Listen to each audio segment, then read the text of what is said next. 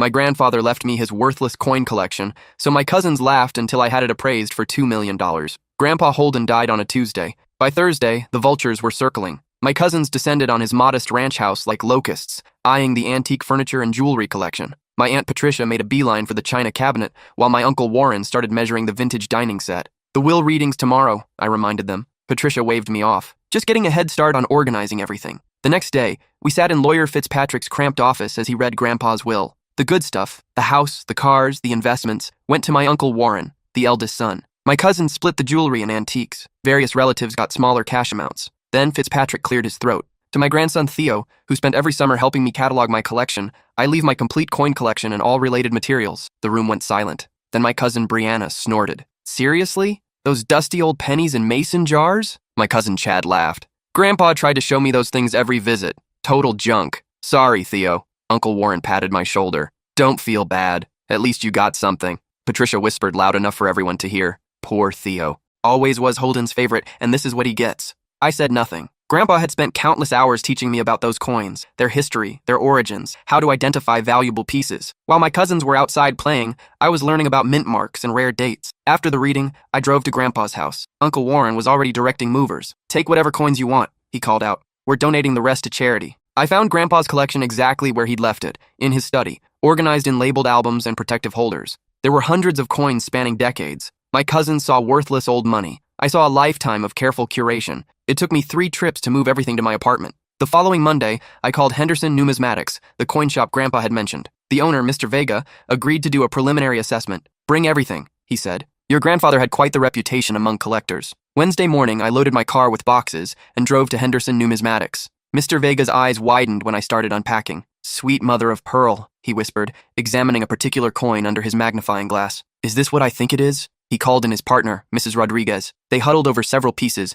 speaking in hushed tones. Young man, Mr. Vega finally said, I need to call in a specialist. This collection requires professional authentication. By Friday, word had spread through the numismatic community. Dr. Sterling, a renowned coin expert from the university, arrived with specialized equipment. He examined each piece methodically. After 6 hours, he looked up with a stunned expression. Your grandfather had exquisite taste, Dr. Sterling said quietly, and apparently, incredible luck. That's when he showed me the 1909 SVDB penny, one of only 484,000 ever minted, and the 1916 D Mercury dime in pristine condition, and the 1893 S Morgan silver dollar that made his hands shake. Conservative estimate, Dr. Sterling said, his voice barely above a whisper. You're looking at somewhere between $1.8 and $2.2 million. I sat in stunned silence. Mr. Vega nodded gravely. Your grandfather knew exactly what he had. He'd been building this collection for 60 years. I thought about my cousins laughing, about Uncle Warren's condescending pat on the shoulder, about Patricia's whispered pity. I need official documentation, I said. Dr. Sterling handed me his card. I'll have a complete appraisal ready by Tuesday. But I'm telling you now, this is one of the most valuable private collections I've ever seen. I drove home in a daze. That evening, I called my mom to tell her the news. $2 million? She gasped. Theo, are you sure? Getting it officially appraised next week. There was a long pause. Have you told anyone else? Not yet. Maybe keep it quiet until you decide what to do. But word was already spreading. Dr. Sterling had mentioned the discovery to colleagues. Mr. Vega's shop was buzzing with rumors. By Monday morning, my phone was ringing. Theo? It was Cousin Brianna, her voice suddenly sweet. I heard the craziest rumor about Grandpa's coins. What kind of rumor? I asked, knowing exactly where this was headed. That they might be worth something? I mean, that's ridiculous, right? We all saw them. But I was thinking, maybe we should get them appraised together, as a family. Split whatever we find. I almost laughed. Split them? They were left to me? Well, yes, but families should share these kinds of discoveries. Grandpa would have wanted that. He was always talking about family unity and helping each other out. The same woman who'd called them dusty old pennies 3 days ago. The same woman who'd rolled her eyes every time Grandpa tried to show anyone his hobby. That's funny, I said, because I remember Grandpa trying to show you his coin books last Christmas, and you told him you had better things to do than look at old junk. I was stressed about finals, she said defensively. That doesn't mean I didn't care about his interests. Right. Well, the coins are being professionally appraised, and then I'll decide what to do with them. Theo, please, don't be hasty about this. We should all sit down and discuss it as a family. Maybe bring in a mediator. A mediator? For what? To help us figure out what's fair. What Grandpa really would have wanted if he'd known about the value. I hung up on her. Within an hour, my phone was buzzing with calls and texts. Chad wanted to discuss the collection. Patricia thought we should research together. Uncle Warren left a voicemail about family obligations and making sure everyone's interests are protected. The vultures weren't just circling anymore. They were diving. That afternoon, Uncle Warren showed up at my apartment with Chad and Patricia in tow. They looked like a corporate delegation arriving for hostile takeover negotiations.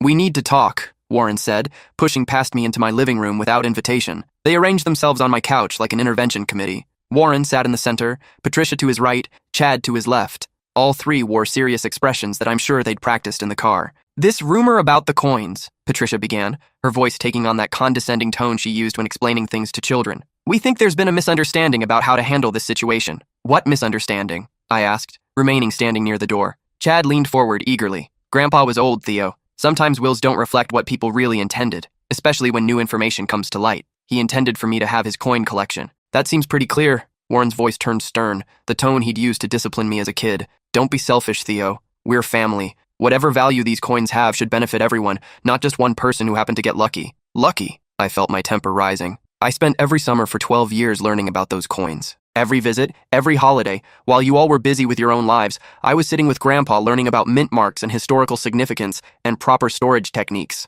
"That doesn't entitle you to millions of dollars," Patricia snapped, her mask of concern slipping. "It was supposed to be a sentimental gesture, not a lottery ticket. Funny how it's suddenly millions of dollars when you thought it was worthless junk a week ago." Chad stood up, his face flushing red. "Look, we can do this easy or hard, but we're not letting you walk away with a fortune while the rest of us get nothing." "Are you threatening me?" I asked, my hand moving instinctively toward my phone. Warren held up his hands in a gesture meant to look peaceful, but his eyes were hard. "Nobody's threatening anyone. We're just saying, lawyers can be expensive. Contested wills take years to resolve. Court fees, legal bills, expert witnesses. Wouldn't it be easier to work something out among ourselves like civilized people?" "What kind of something?" Patricia smiled, but it didn't reach her eyes. 50-50 split. You keep half for your sentimental attachment, the family divides the other half. Everyone walks away happy. And if I refuse? Then we'll have to explore our legal options," Warren said. "We've already spoken to an attorney. There are grounds to contest the will if we can show Grandpa was either mentally incompetent when he wrote it or didn't understand the true value of what he was leaving you. Grandpa was sharp as a tack until the day he died. You know that." "Do we?" Chad asked. "An 87-year-old man makes a bequest worth millions to one grandchild while leaving everyone else out? That sounds like diminished capacity to me." Patricia nodded sagely. "Plus, there's the issue of undue influence. You spending all that time alone with him, isolating him from the rest of the family, manipulating an elderly man into favoring you in his will." I stared at them in disbelief. "Isolating him? I was the only one who visited regularly. I was the only one who called him every week. I was the only one who remembered his birthday last year." "That's exactly what we're talking about," Warren said. "You deliberately cultivated a special relationship to influence his decisions." "I cultivated a relationship because I loved him and he was lonely. Where were all of you when he was in the hospital last year? I was there every day for 2 weeks. We all have jobs and responsibilities," Patricia said defensively. "So do I. But I made time." "See?" Chad pointed at me. "You're already acting superior, like you deserved more because you were the good grandchild. That's manipulation." I looked at these three people, my own family, and realized I was seeing them clearly for the first time. They weren't grieving Grandpa's death or honoring his memory. They were angry about money they'd never expected to exist, and furious that it wasn't going to them. "Get out," I said quietly. "Theo, be reasonable," Warren started. "Get out of my apartment. Now." They exchanged glances. Patricia's voice turned cold. "You're making a mistake. We're trying to be fair here." "Fair would be respecting Grandpa's wishes." "Grandpa's wishes were written when he thought those coins were worthless," Chad said. "Use your head, Theo. If he'd known they were worth millions, do you really think he'd have left everything to one person?" "Yes, because he knew I was the only one who cared about them for reasons beyond money." After they left, I double-locked my door and called my mom. "They came to my apartment," I told her. "Demanded I split the inheritance." Mom was quiet for a long moment. "What are you going to do?" "Honor Grandpa's wishes. He left them to me for a reason." "This is going to get ugly, honey. Warren's always been territorial about family money, and Patricia's, well, you know how she gets." I knew. Patricia had been bitter ever since her divorce, when her ex-husband had left her for his secretary and stuck her with minimal alimony. She'd been looking for a financial windfall ever since. "I'm going to talk to a lawyer tomorrow," I said. "Good. And Theo, your grandfather would be proud of you for standing up to them." That night, I couldn't sleep. I kept thinking about all those summer afternoons with Grandpa, sitting at his dining room table while he carefully showed me each coin, explaining its history and significance. He'd taught me about the 1943 copper penny, one of the most valuable coins in existence, because it was struck by mistake. About the 1933 double eagle that was never supposed to be released. About the joy of finding a rare date in a handful of pocket change. "Collecting isn't about the money, Theo," he'd said. "It's about preserving history. Each coin is a piece of someone's story." Tuesday morning, I called lawyer Fitzpatrick to discuss the family's threats. "They can contest," he said, "but it'll be expensive for them, and the evidence of your grandfather's competency is strong. His medical records show no signs of dementia or cognitive decline. His financial management right up until his death demonstrates clear thinking. The will was properly witnessed and notarized. What about their claims of undue influence? Harder to prove. The fact that you had a close relationship with your grandfather isn't illegal or improper. If anything, it supports his decision to leave you something meaningful. What about the coins themselves? Legally yours as soon as the will clears probate, which should be straightforward for the uncontested portions, but I'd suggest moving them somewhere secure until this gets resolved. After hanging up, I called the bank and arranged for a large safety deposit box. That afternoon, I carefully transported the entire collection, documenting each piece with photographs before locking them away. As I was loading the last box into my car, Chad appeared from behind a parked SUV. "Going somewhere?" he asked, his tone casual, but his eyes focused on the boxes in my back seat. "Bank," I said, trying to keep my voice steady. "Smart move. Wouldn't want anything to happen to Grandpa's legacy." There was something in his tone that made my skin crawl, a hint of threat wrapped in false concern. "What's that supposed to mean?" Chad shrugged. "Things get lost, apartments get robbed, accidents happen. Good thing you're being careful." He walked away without another word, leaving me standing in the parking lot with a chill running down my spine. That afternoon, my apartment was broken into. I came home from work to find my front door slightly ajar, the frame splintered around the lock. Inside, everything had been searched. Drawers pulled out, couch cushions scattered, even my refrigerator moved away from the wall. But nothing was taken because there was nothing to take. The coins were safely locked away in the bank. Whoever had searched my place had been looking for something specific and had been frustrated not to find it. I called the police immediately. The responding officer, Detective Morrison, was a middle-aged woman with kind eyes and a no-nonsense attitude. She took photos of the damage and dusted for fingerprints. "Any idea who might want to break in?" she asked. "Anything valuable that someone might know about?" I told her about the coin collection and the family dispute. "Family money brings out the worst in people," she said, shaking her head. "You should document everything. Phone calls, threats, visits. If this escalates, you'll need evidence." "You think it will escalate? $2 million? Yeah, it'll escalate." She was right. Friday morning, I received legal papers delivered by a stern-faced process server. Warren was officially contesting the will, claiming diminished capacity and undue influence. They were demanding the coin collection be held in escrow pending resolution and seeking damages for emotional distress caused by my manipulation of their elderly father. The papers also included affidavits from Patricia and Chad supporting Warren's claims. Patricia swore that Grandpa had seemed confused and easily influenced during his final years. Chad claimed I had systematically isolated Grandpa from the rest of the family and coached him on what to include in his will. Reading their lies made me physically sick. That afternoon, Brianna showed up at my work, a small accounting firm where I was a junior associate. She cornered me in the parking lot as I was leaving for the day. "You're really going to put the family through this?" she asked, blocking my path to my car. "I'm honoring Grandpa's wishes." "Grandpa's wishes?" She laughed bitterly. Grandpa's wishes were for his family to be taken care of, not for one spoiled grandkid to hoard everything while the rest of us struggle. Struggle? You drive a BMW and live in a condo downtown. That's not the point.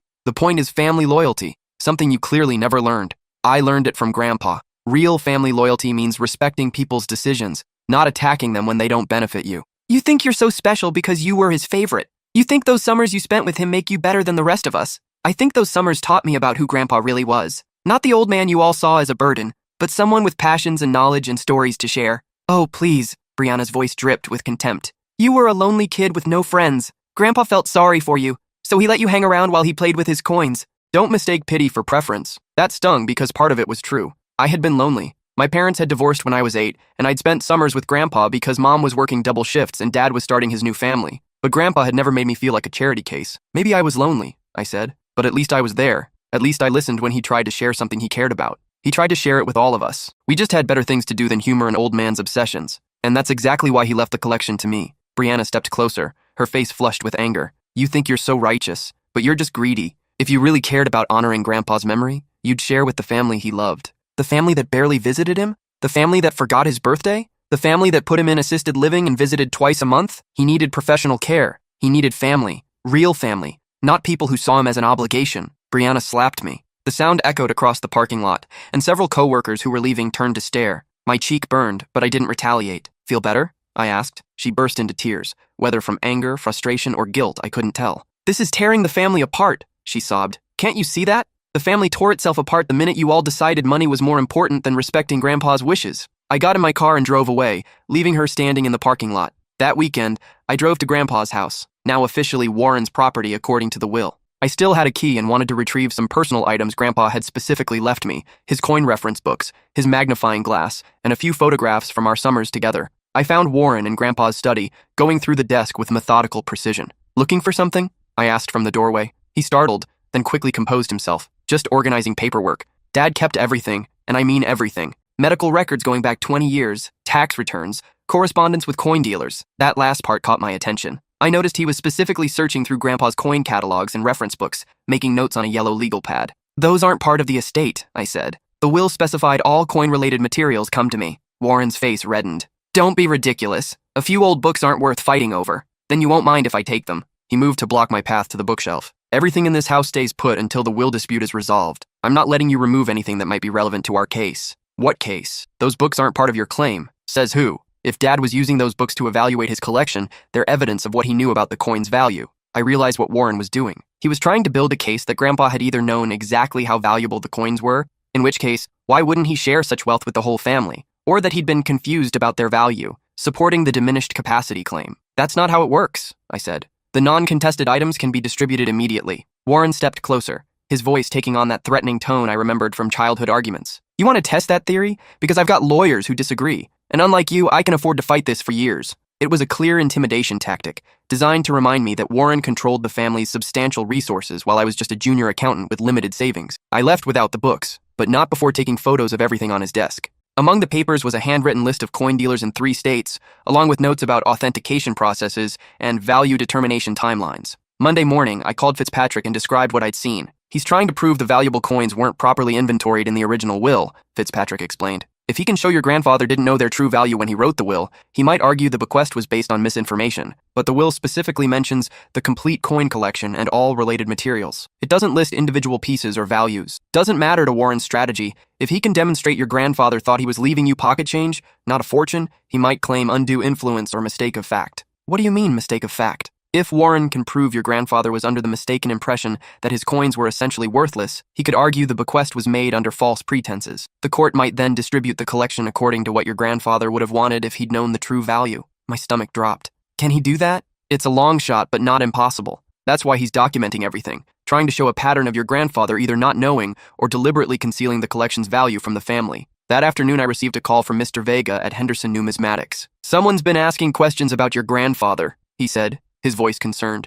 Man came in yesterday claiming to be researching Holden's collection for legal purposes. Wanted to know when your grandfather last brought coins in, what he said about their value, whether he seemed confused or forgetful. My pulse quickened. What did you tell him? The truth, that Holden was one of the sharpest collectors I ever met. Knew exactly what he had, always asked informed questions, never seemed confused about anything. But this guy seemed disappointed with my answers. What did he look like? Tall, expensive suit, aggressive manner. Had a briefcase full of legal documents. Said he was working with the family to clarify some inheritance issues. That had to be Warren's attorney, fishing for evidence to support their case. Did he ask about specific coins? Yeah, and that's the weird part. He had a list of the most valuable pieces in your grandfather's collection, asked if Holden had ever mentioned them by name, ever discussed their worth, ever seemed surprised by their value. My blood ran cold. How could he have a list of specific coins? That's what I was wondering. The only way he'd know exactly what was in the collection is if someone had already cataloged everything, which meant Warren had somehow gotten access to Dr. Sterling's appraisal, or possibly had hired his own expert to evaluate the coins I'd moved to the bank.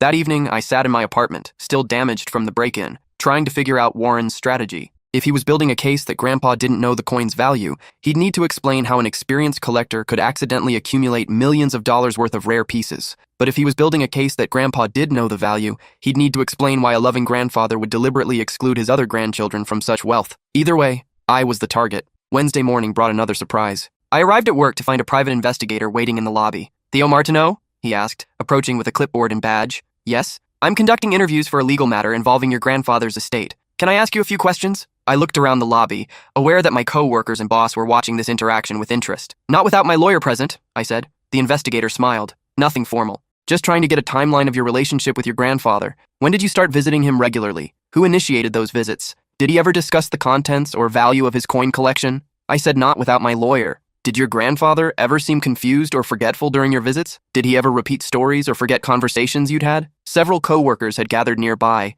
pretending to check their mail, while obviously listening to our conversation. Are you working for my Uncle Warren? I asked. I'm conducting an investigation into potential elder abuse and undue influence. Elder abuse? My voice rose, and now everyone in the lobby was staring. Allegations that you systematically isolated your grandfather from his family and manipulated him into changing his will to benefit you exclusively. The words hit me like physical blows. I felt my face burning with embarrassment and anger. Get out, I said. Sir, I'm just trying to... Get out! The investigator left, but the damage was done. My boss, Mr. Henderson, called me into his office an hour later. Theo, what was that about? Elder abuse? Inheritance disputes? This is a professional workplace. I explained the situation as best I could, but I could see the doubt in his eyes. Even if he believed my version of events, having private investigators show up at work didn't look good. Maybe you should take some personal time to sort this out, he suggested. Get it resolved before it affects your work here. It was a polite way of saying I was becoming a liability. That afternoon, Detective Morrison called with an update about my break-in. "We got the fingerprint results back," she said. "Your cousin Chad's prints were all over your bedroom window frame. So he did break in? Looks that way. Plus, we executed a search warrant on his car and found some interesting items: lockpicks, a crowbar, latex gloves, and a handwritten list of local coin dealers with their addresses and hours of operation." My stomach clenched. What was he planning? Best guess? He thought you still had the coins at home. When the break-in didn't turn up anything, he was probably going to try fencing them after stealing them from wherever you'd moved them. Can you arrest him? We did. Picked him up this morning on charges of breaking and entering, possession of burglary tools, and attempted theft. He's in jail awaiting arraignment. I felt a mixture of relief and sadness. Chad and I had been close as kids before money and family politics poisoned everything. "There's something else," Detective Morrison continued. "During questioning, Chad claimed his father and aunt knew about his plan to search your apartment. Warren and Patricia knew? According to Chad, they discussed recovering the family's assets, and Warren suggested Chad take a look around your place to see if the coins were still there. Chad says he was just following family orders. This changed everything. If Warren and Patricia had conspired with Chad, they could all face criminal charges. What happens now? We're investigating. If we can prove conspiracy,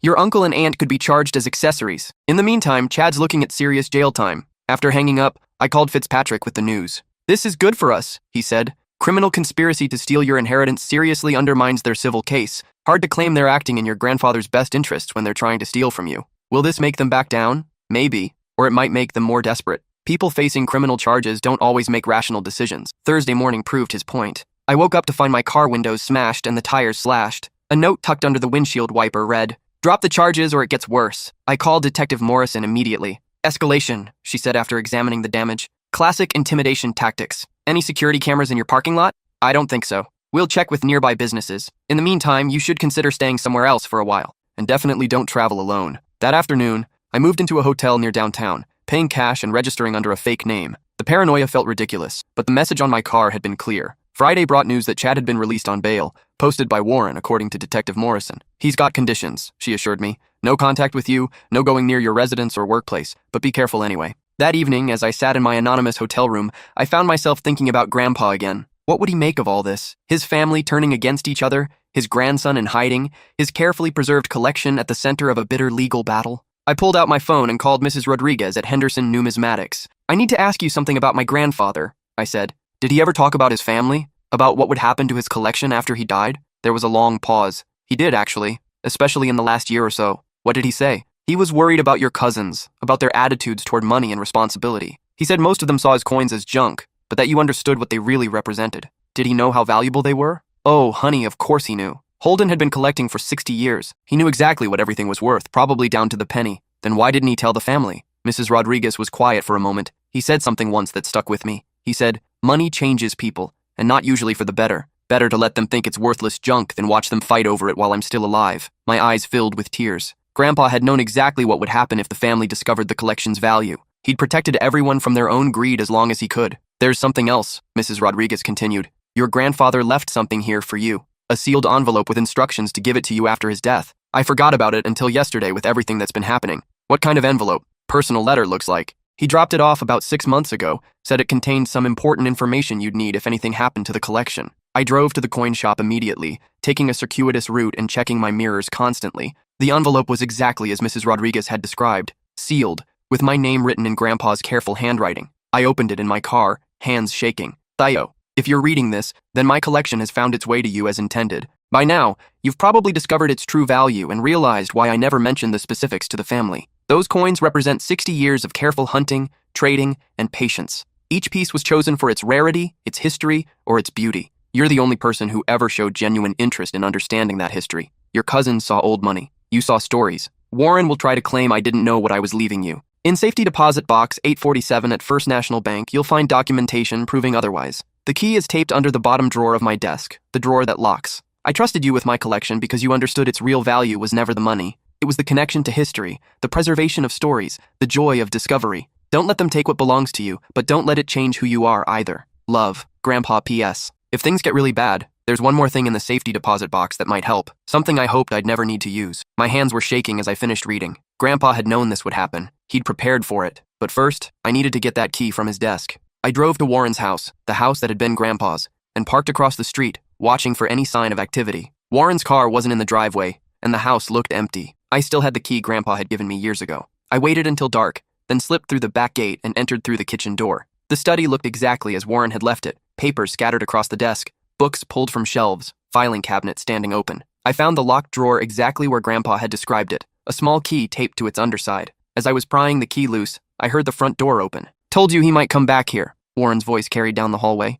"Check the study first." I pocketed the key and looked for another way out. The study had a window that opened onto the side yard, but it would be visible from the front of the house. Footsteps approached down the hallway. "If he's here, we corner him," Patricia's voice. "Make him understand this has gone far enough." I slipped behind the heavy curtains just as the study light came on. "Desk's been moved," Warren said. "Someone's been here." "Maybe it was the cleaning lady," Patricia suggested. "I gave the cleaning lady the week off. Didn't want anyone here while we're dealing with this legal situation." Through a gap in the curtains, I could see Warren examining his desk, checking to see if anything was missing. "The drawer's been disturbed," he said. "The tape's gone." "What tape?" "Dad mentioned something once about keeping important papers in a locked drawer. I've been trying to find the key for weeks." My heart was pounding so loudly I was sure they could hear it. "Maybe Theo found it," Patricia said. "If he did, we need to know what's in that safety deposit box before he does." They stood in the study for another 10 minutes, Warren growing increasingly agitated as he searched for any sign of what I might have taken. Finally, they left to check the rest of the house. I waited another 20 minutes before slipping out the window and making my way back to my car. Saturday morning,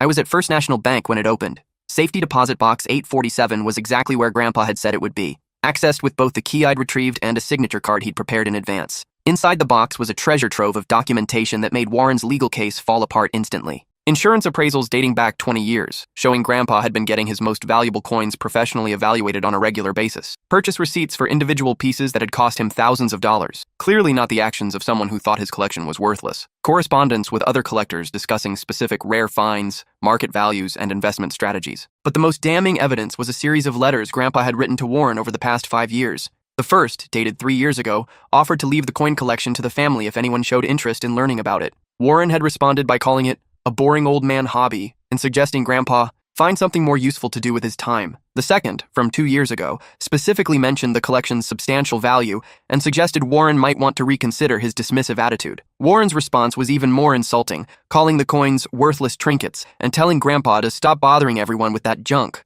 The final letter, from 8 months ago, was Grandpa's last attempt to engage the family. He'd offered to teach anyone who was interested about coin collecting, explaining that the hobby could be quite lucrative for those with patience and knowledge. Warren's response had been brutal. "Nobody cares about your stupid coins, Dad. Stop wasting our time with this nonsense." But there was one more item in the safety deposit box that Grandpa had mentioned in his letter, something he'd hoped never to use. It was a video recording, dated just 3 months before his death. I watched it on the bank's computer and my heart broke. The video showed Grandpa sitting at his kitchen table, looking directly at the camera. His voice was clear and strong, his eyes alert and focused. "My name is Holden Martineau," he began. "Today is September 15th, and I am making this recording because I'm concerned about what might happen to my coin collection after I die." He went on to detail the collection's value, his decision-making process for choosing an heir, and his growing frustration with his family's dismissive attitude toward his hobby. "I've tried repeatedly to share this interest with my children and grandchildren," he said. "Only my grandson Theo has shown genuine curiosity and appreciation for what these coins represent. The others have made it clear they consider my collection worthless junk." The video continued for nearly an hour,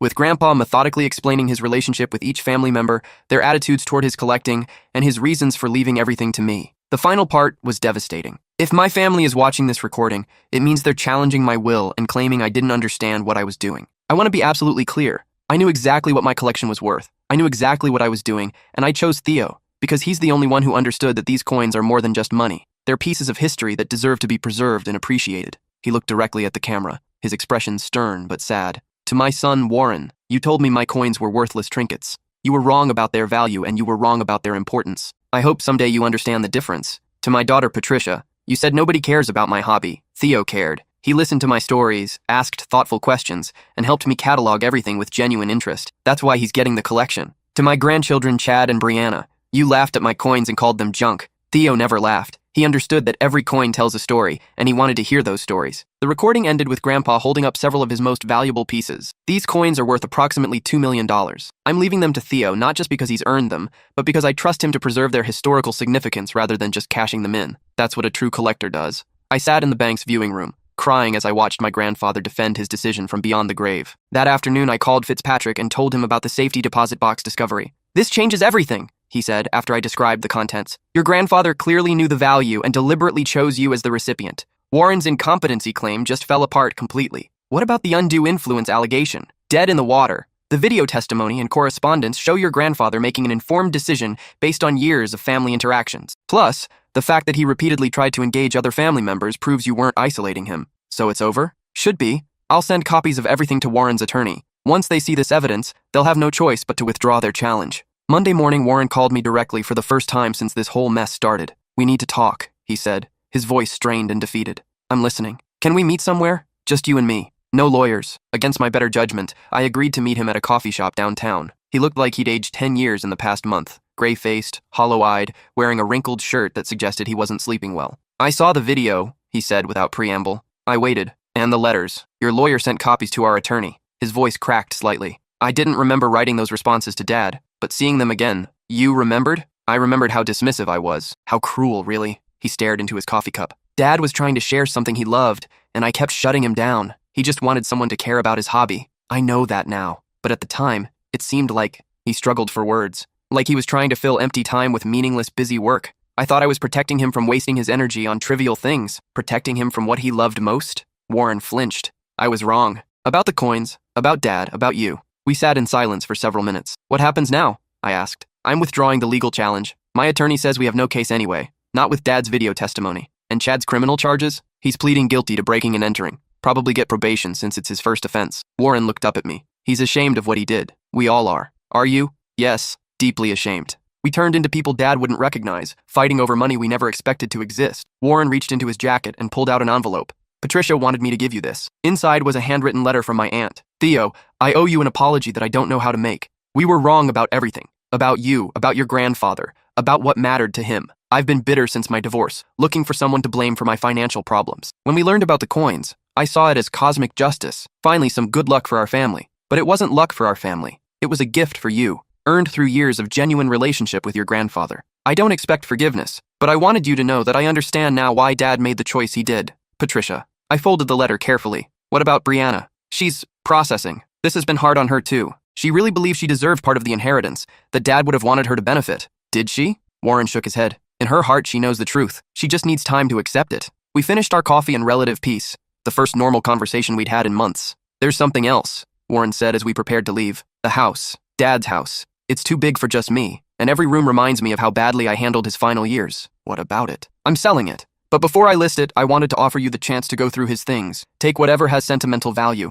the family photos, his books, personal items. It was a generous gesture, and I appreciated it." That weekend, I spent hours in Grandpa's house, going through a lifetime of accumulated memories. I found photo albums documenting our summers together, pictures of us at coin shows, examining our latest finds, celebrating particularly exciting discoveries. In his bedroom dresser, I discovered a journal he'd kept during his final year. The entries were heartbreaking. Theo called today. He's excited about a 1964 Kennedy $50 he found in his pocket change. I told him to check for the proof version. Might be worth something. He's the only one who still cares about these things. Warren came by but spent the whole visit talking about his work problems. When I tried to show him the new Mercury dime I found, he said he didn't have time for coin talk. Sometimes I wonder if any of them will miss me when I'm gone, or just the money I'm leaving behind. Theo helped me reorganize the collection today. He's getting good at identifying mint marks and understanding grading. If something happens to me, I know the coins will be in good hands. The final entry was dated 2 weeks before his death. "Finished updating my will today. Fitzpatrick thinks I should tell the family about the coin's value, but I disagree. Better to let them think it's worthless until after I'm gone. That way, I'll know their reactions are genuine. Theo will be surprised by the money, but he'll understand why I chose him. The others, well, I suppose I'll find out what kind of people they really are." Reading his words, I realized Grandpa had been conducting a test from beyond the grave. He'd wanted to see how the family would react to losing a fortune they'd never known existed. Warren, Patricia, Chad, and Brianna had all failed that test spectacularly. But understanding their failure didn't make me feel superior. It just made me sad for what our family had lost. Tuesday morning, Dr. Sterling called with an interesting proposition. "I've been thinking about your grandfather's collection," he said. "Have you considered donating pieces to a museum? Not selling them, but creating a permanent exhibit that would honor your grandfather's memory while allowing the public to appreciate these remarkable coins." "What kind of exhibit?" "The University Museum would love to display the collection as an example of how one dedicated collector can preserve important historical artifacts. We could call it the Holden Martineau Collection and include information about your grandfather's life and collecting philosophy." The idea appealed to me. Grandpa had always said the real value of collecting was preserving history for future generations. "I'd want to keep a few pieces for sentimental reasons," I said. "Of course, but imagine school children learning about American history through your grandfather's coins. Imagine other collectors being inspired by his dedication and knowledge." That afternoon, I visited the university museum to discuss the details. The curator was thrilled at the prospect of housing such a significant collection. We could create an entire wing dedicated to numismatic history, she explained. Your grandfather's collection would be the centerpiece, but we could expand it to include other donations and educational materials. How would it be presented? We'd tell the story of each major piece, not just its monetary value, but its historical significance. The 1893 S. Morgan dollar, for example, represents a specific moment in American silver mining history. The 1916 D. Mercury dime reflects changes in artistic design during World War I. It was exactly what Grandpa would have wanted, his coins continuing to educate and inspire long after his death. I agreed to donate 80% of the collection to the museum, keeping only the pieces with the most personal significance. The first coin Grandpa had ever shown me, the 1943 copper penny we'd discovered together at a coin show, and a few others that held special memories. The monetary value of what I was keeping was still substantial, close to $400,000. But the real treasure was the memories and knowledge Grandpa had shared with me. 6 months later, the Holden Martineau collection opened at the University Museum. The unveiling drew collectors from across the country, including Mr. Vega and Mrs. Rodriguez from Henderson Numismatics. Warren attended the opening, bringing Patricia and Brianna with him. Chad was serving his community service sentence and couldn't come, but he'd sent a letter of apology that was surprisingly heartfelt. "Your grandfather would be so proud," Patricia said, standing before a display case containing his most prized coins. "This is exactly what he would have wanted." "I think so too," I replied. Brianna approached me near the end of the evening. "I owe you an apology," she said quietly. "A real one, not the half-hearted sorry I gave you months ago." "You don't?" "Yes, I do. I was greedy and jealous and completely wrong about you and Grandpa. You earned this inheritance through genuine love and attention, and I tried to take it away from you because I felt entitled to money I'd never worked for." She gestured toward the exhibit. "But seeing this, understanding what you've done with Grandpa's collection, it's beautiful. It's what family legacy should look like." "Thank you," I said. "That means a lot. Can we try to rebuild our relationship? As cousins, I mean, without all the money drama?" I considered her question. The wounds from our family's battle were still fresh, but holding on to anger would honor no one's memory. "I'd like that," I said. As the evening wound down, I found myself standing alone in front of the display featuring Grandpa's most valuable piece, the 1893 S. Morgan silver dollar that had made Dr. Sterling's hands shake during the initial appraisal. The placard read, "This extremely rare coin was acquired by Holden Martineau in 1987 after years of searching. It represents not just monetary value, but the patience and dedication required for serious collecting. Mr. Martineau often said that the joy of discovery was worth more than any dollar amount. He was right about that," a voice said behind me. I turned to find an elderly man I didn't recognize, wearing a badge that identified him as a fellow collector. "Did you know my grandfather?" I asked. "We corresponded for years, traded coins occasionally. Holden was one of the most knowledgeable collectors I ever met, also one of the most generous. He helped me identify several valuable pieces in my own collection." "That sounds like him. He talked about you often in his letters, said you were the only family member who appreciated the real value of what he was doing. I learned everything I know about collecting from him." The old man smiled. "Then you learned from the best. Your grandfather's reputation in the collecting community was sterling. This exhibit will ensure that reputation lives on." As I drove home that night, I thought about the journey that had brought me to this point. What had started as a family crisis over money had become something much more meaningful, a celebration of Grandpa's life and passion. The remaining coins I'd kept were stored in a new safety deposit box, but I'd also started my own collection. Nothing as valuable as Grandpa's, but each piece chosen with the same care and appreciation for history that he'd taught me. Last month, I received a call from a local middle school teacher. Her students had visited the museum exhibit and wanted to learn more about coin collecting. "Would you be willing to come speak to my class?" she asked. They're fascinated by the idea that ordinary coins could be so valuable and historically significant. I agreed immediately. Walking into that classroom with my magnifying glass and a selection of coins to show the students, I felt Grandpa's presence strongly. This was exactly what he would have wanted, sharing the joy of discovery with young people who might develop their own passion for collecting. "How many of you have old coins at home?" I asked, the 30 eager faces looking back at me. Nearly every hand went up. "Well," I said, pulling out my magnifying glass and placing a worn penny on the projector, "let me teach you what to look for." For the next hour, I shared everything Grandpa had taught me about identifying valuable coins, understanding historical significance, and appreciating the stories that each piece could tell. When class ended, several students approached with coins they'd brought from home. I examined each one carefully, explaining what made it special or ordinary, valuable or common. One boy, probably about the same age I'd been when I first started learning from Grandpa, showed me a 1955 penny with unusual markings. "Is this worth anything?" he asked, hopefully. I looked at it under the magnifying glass and felt my heart skip. It was a 1955 double-die penny, one of the most famous error coins in American numismatics. "Well," I said, trying to keep my voice calm, "you might want to have this looked at by a professional." "Really? Is it valuable?" "It might be. The important thing is that it's special, regardless of its dollar value. This coin tells a story about how mistakes at the mint can create something unique and historically significant." The boy's eyes lit up with the same excitement I'd felt all those years ago when Grandpa first showed me a rare coin.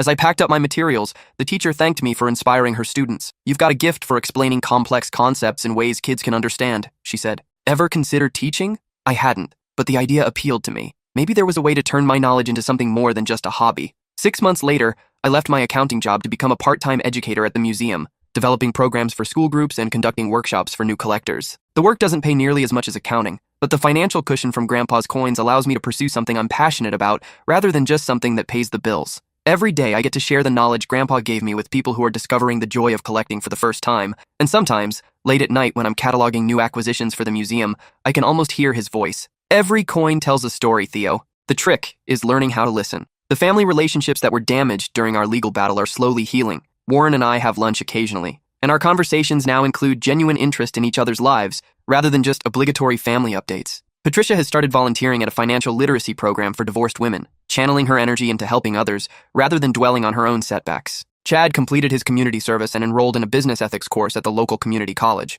He's still embarrassed about the break-in, but he's working to rebuild trust with the family. Brianna has become one of my strongest supporters, promoting the museum exhibit on social media and bringing her friends to see Grandpa's collection. Last Christmas, for the first time since Grandpa's death, our family dinner was peaceful. We shared stories about him that weren't centered on money or inheritance, memories of his terrible jokes, his legendary stubbornness, his unexpected moments of generosity. At one point, Brianna asked if I'd brought any coins to show everyone. I pulled out a 1964 Kennedy half-dollar. Not particularly valuable, but historically significant as one of the first coins to honor a recently assassinated president. Grandpa always said this coin represented how quickly history can change, I told them. Kennedy was alive when they designed it, but dead before most were released. Warren examined it carefully. I never thought about coins as historical documents before. That's exactly how Grandpa saw them. Each one is a snapshot of a specific moment in time. For the first time in years, our family conversation was focused on learning and sharing rather than competing and arguing. As I drove home that evening, I realized that Grandpa's final gift hadn't been the money at all. It had been the lesson that true wealth comes from relationships built on genuine care and shared interests, not from grabbing whatever you can get. His coin collection had tested our family's character, and while we'd failed initially, we'd ultimately learned to value what really mattered. The coins themselves were just metal in history. The real treasure was understanding that some things, love, respect, genuine interest in others, can't be bought or inherited. They have to be earned, one conversation at a time. And in the end, that's the most valuable lesson Grandpa ever taught me.